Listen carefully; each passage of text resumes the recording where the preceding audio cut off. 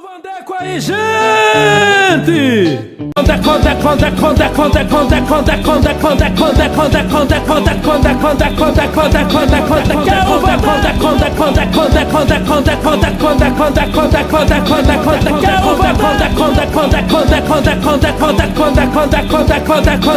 Quer o Vandeco, meu povo! Olha o Vandeco aí, gente!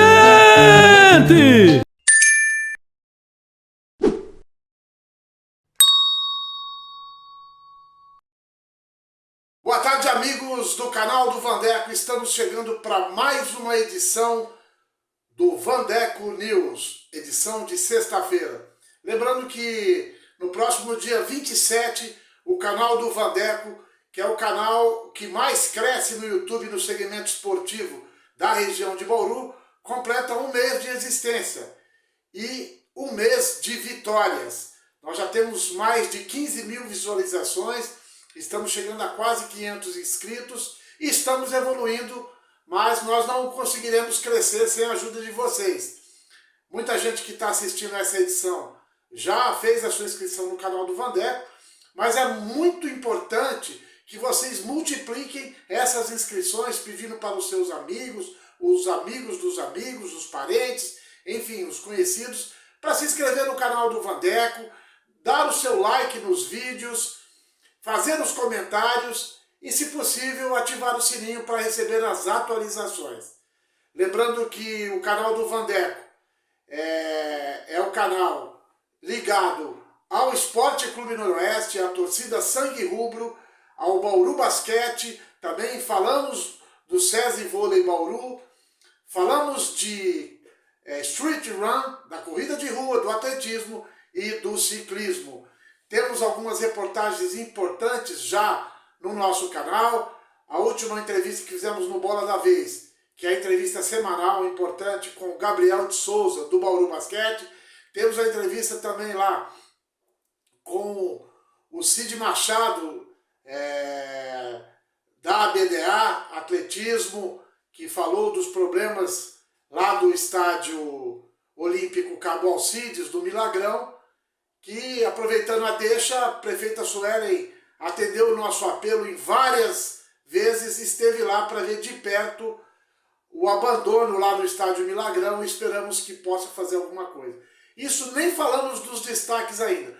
Os destaques hoje, falaremos bem rapidamente da seleção brasileira de basquetebol, que perdeu ontem em Santa Cruz do Sul para Porto Rico. Falaremos também bem rapidamente da vitória do SESI Vôlei Bauru, e o nosso foco hoje vai ser o jogo de amanhã, às 19 horas e 30 minutos, no estádio Jorge Ismael de Biase, entre Esporte Clube Noroeste e Novo Horizontino. Hoje a gente traz a participação especial do repórter, o setorista da Jovem Pan, Lucas Rocha, para trazer as notícias do Noroeste. Enfim, teremos uma edição mais compacta para que você não perca, obtenha informações das notícias do esporte, mas que também o seu tempo precioso seja focado nas notícias. Muito bem, os destaques eram esses. Vamos começar falando daquilo que a gente fala todos os dias, das curiosidades do futebol. A gente sempre, quando assiste os jogos da Libertadores de América, a gente vê sempre a presença do Emelec. O que será que significa isso, esse acrônimo, essa sigla? A origem do nome do clube vem do acrônimo da Emelec, vem da Empresa Elétrica do Equador. Emelec, Empresa Elétrica do Equador. Inclusive, o Emelec e seus torcedores são chamados de Los Elétricos, lá em Guayaquil. O superintendente da empresa e entusiasta do esporte, o norte-americano George Campbell, fundou em 28 de abril de 1929 o Clube Esporte Emelec na cidade de Guayaquil. As estrelas do escudo, se você pegar o escudo do Emelec, são 24 estrelas, e essas 24 estrelas representam as 24 províncias da Colômbia. Então, Emelec é uma sigla que é Empresa de Eletricidade do Equador. E como é o Emelec no cenário esportivo da Colômbia. O Barcelona, que também é de Guayaquil, é o maior campeão da Colômbia, tem 16 títulos e 12 vice-campeonatos. O Emelec vem em segundo lugar, 14 títulos e 14 vice-campeonatos. Aí só depois vem o time da capital, o El Nacional com 13, a LDU, que nos últimos tempos também ficou muito conhecida, Liga Deportiva Universitária de Quito, tem 11, e o Deportivo Quito tem 5 títulos. Então o Emelec, para a gente finalizar, para aqueles que são aqui de São Paulo, seria mais ou menos como o time dos funcionários da CPFL. É isso, é o time da empresa de eletricidade do Equador. Isso colocado, vamos começar falando do jogo de ontem da seleção brasileira, que ocorreu na cidade de Santa Cruz do Sul, e a seleção brasileira de basquetebol, comandada pelo técnico Gustavo De Conte, o Gustavinho, perdeu para Porto Rico por 92-90. Com isso, o Brasil agora está obrigado a vencer a seleção dos Estados Unidos para poder se classificar para o Mundial na Ásia. Então, muito difícil, um jogo difícil, o Brasil esteve à frente do placar e Porto Rico acabou vencendo por 2 pontos e o Brasil agora, um jogo difícil contra os Estados Unidos, eu diria que praticamente impossível de vencer os americanos para poder se classificar para o Mundial da Ásia, Japão, Indonésia e mais outro país que salvo engano, deve ser a Malásia. Então, se o Brasil ganhar ontem, ficaria bem mais fácil, e aí acabou perdendo. Eu vou dar minha opinião pessoal, já falei sobre isso, inclusive na entrevista com o Gabriel de Souza do Bauru Basquete, perguntei para ele, ele acha que o Elinho deveria ser o técnico da seleção brasileira de basquetebol. E eu também. Eu acho que já passou da hora, o Gustavinho já fez o seu trabalho aqui, mas o Elinho precisa receber uma oportunidade. E não só isso. A CBB precisa tratar o basquetebol de uma forma diferente. Já fez várias experiências, trouxe o argentino Rubens Manhano aqui, não deu certo. E é incrível, a comparação tem que ser feita.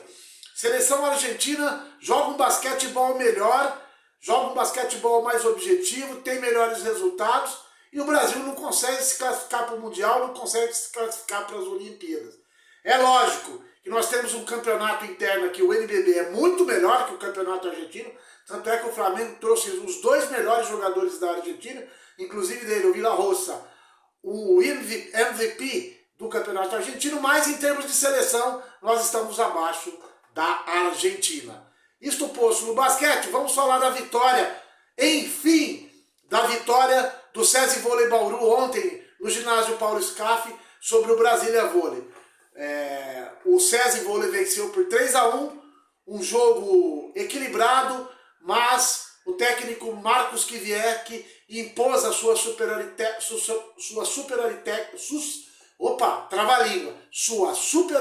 técnica sobre o Brasília. Enfim, o SESI Bauru teve uma vitória e agora vai firme buscando a 4ª colocação nos playoffs da Superliga Feminina de Vôlei. De vôlei é isso, vamos falar agora sobre o jogo do Noroeste contra o Novo Horizontino nesse sábado no estádio Jorge Ismael de Biasi. O Noroeste, que vem de uma derrota muito dolorida para o time do Monte Azul, aqui na cidade de Bauru, estádio Alfredo de Castilho, vai a Novo Horizonte em busca da vitória. Lembrando que a torcida Sangue Rubro tem uma excursão para esse jogo, já um ônibus cheio, o ônibus vai sair lá da sede da Sangue Rubro, em frente ao estádio Alfredo de Castilho, às 16h30, e o Pavanello está dando recado àqueles que não fizeram o Pix, já façam o Pix para garantir o seu lugar. Eu estarei nessa, junto com meu amigo Júnior lá do Bauru 16, vamos lá em loco torcer para o Noroeste e fazer uma cobertura pelo canal do Vandeco. Pela primeira vez um canal vai cobrir uma viagem de ponta a ponta de uma torcida organizada. Entrei aqui no site de apostas e peguei uma estatística muito importante do jogo Noroeste, Novo Horizontino e Noroeste. No geral, o Novo Horizontino nos 5 últimos jogos tem uma derrota, que foi a derrota para o Oeste de Barueri, depois 4 vitórias. Então, dos últimos 5 jogos, Novo Horizontino perdeu a última, mas vem de 4 vitórias. O Noroeste foi derrotado no último jogo, depois 3 vitórias e um empate. Essa é a estatística do Noroeste.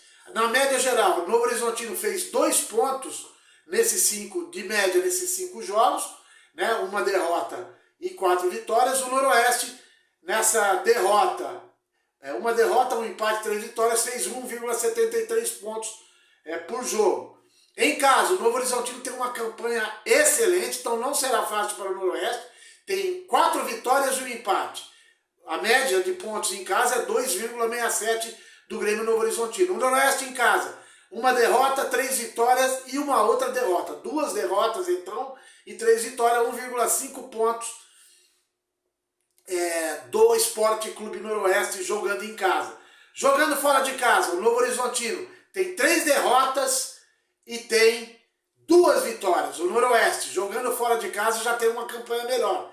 Tem 3 vitórias, um empate, uma derrota, uma média de 2 pontos. Então é isso, as estatísticas de Noroeste e Novo Horizontino para mais esse jogo do Campeonato Paulista da Série A2. Então o Noroeste fez 2 treinamentos importantes. O técnico Moisés Egert deve entrar com um time um pouco mais precavido. E agora o nosso amigo Lucas Rocha trouxe o boletim para a rádio Jovem Pan News e agora aproveitamos esse boletim do Lucas Rocha, o repórter mais lindo da crônica bauruense, traz as notícias do Noroeste aqui que o canal do Vandeco aproveita. Por favor, Lucas. Boa tarde.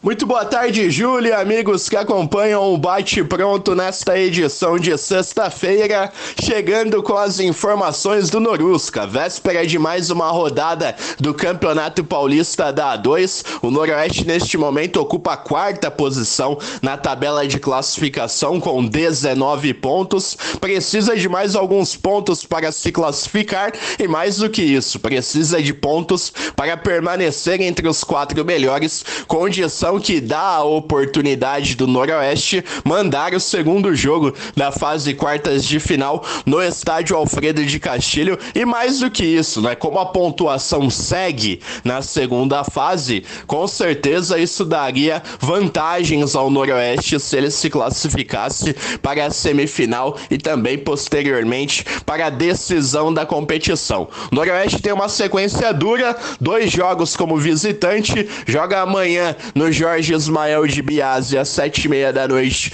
contra o Novo Horizontino. Depois, no meio de semana, encara a Portuguesa Santista no Urico Mursa. E pelo menos nesta semana, o técnico Moisés Egert trabalhou o time em um 5-4-1, tirando o Vinícius Bala e escalando mais um jogador de meio campo nas atividades. No primeiro dia foi o Emerson e ontem ele acabou dando uma oportunidade também para a observação do Matheus Blade, 2 jogadores que já iniciaram partidas recentemente. O Emerson começou nos jogos contra o Linense e o Lemense, e o Matheus Blade começou o jogo diante do Comercial. Então fica meu questionamento, amigos. Qual seria a melhor alternativa no lugar do Vinícius Bala? Emerson ou Matheus Blade? Falando um pouco mais sobre a equipe, quem também retornou às atividades ontem junto dos demais jogadores foi o zagueiro Maicon. Ficou de fora na partida contra o Monte Azul, mas já trabalhou normalmente ontem, diferente dos laterais Calixto e Diego Maia. Esses muito provavelmente ficarão de fora novamente desta partida contra o Novo Horizontino. Bom, Júlio, eu vou ficando por aqui com as informações do Norusca. Amanhã eu volto com mais na transmissão, entrevistas, todo. Obrigado, Lucas Rocha, pelas notícias de bastidores do Noroeste. Lucas Rocha, o repórter mais bem informado sobre o Noroeste da crônica bauruense.